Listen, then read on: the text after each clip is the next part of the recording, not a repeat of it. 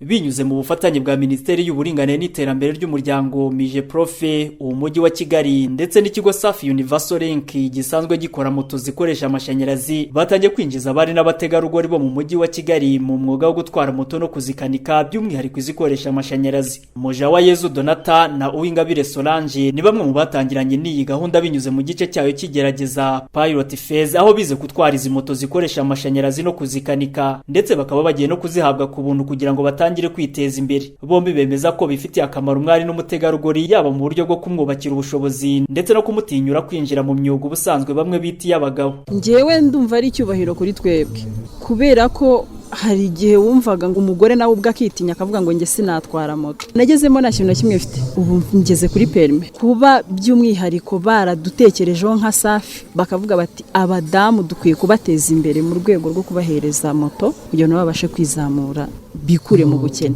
Nge ibyo narabikunze cyane. Mbere nta moto nari mfite ariko size nimba ngiye kuyibona hari byinshi nzageraho nkafasha n'ababyeyi wenda mu iterambere. Umuyobozi mukuru wa Safi Universal Link Tony Adesina avuga ko bahisemo kuba umufatanyabikorwa muri iyi gahunda kugira ngo abagore nabo binjire mu mwuga wo gutwara moto ari nako baniteza imbere. Currently, if you look around, most of the majority of the motor drivers are men. Iyo urebye hirya no hino usanga benshi mu batwara moto ari igitsina gabo. Turashaka rero gukuraho ubwo busumbane. Turi gukorana n'abafatanyabikorwa bacu bari mu mujyi wa Kigali na mije profe kugira ngo turebe ko twafasha aba bagore bakiri bato kubona ibikoresho bakeneye birimo moto, impuzankano, amahugurwa kugira ngo tubinjize muri systeme bashobore kwinjiza amafaranga ariko banizigamira. So we can inject them in the system so they can know how to make money and also save money. Iyi programe igamije by'umwihariko guteza imbere abari n'abategarugori bari bakeneye kuzamurwa mu by'ubukungu barimo abakobwa babyariye iwabo, abagore batandukanye n'abagabo babo ndetse n'abagore bapfakaye. Umuyobozi w'umujyi wa Kigali wungirije ushinzwe ubukungu n'imibereho myiza Urugeni Martine akava kwicya ari igikorwa bashyigikiye ku buryo uko ubushobozi buzaboneka bazazamura umubare w'abagenerwa bikorwa. Murumva rero ni ikintu dukwiye gushyiraho ingufu cyane kugira ngo tugishyigikire.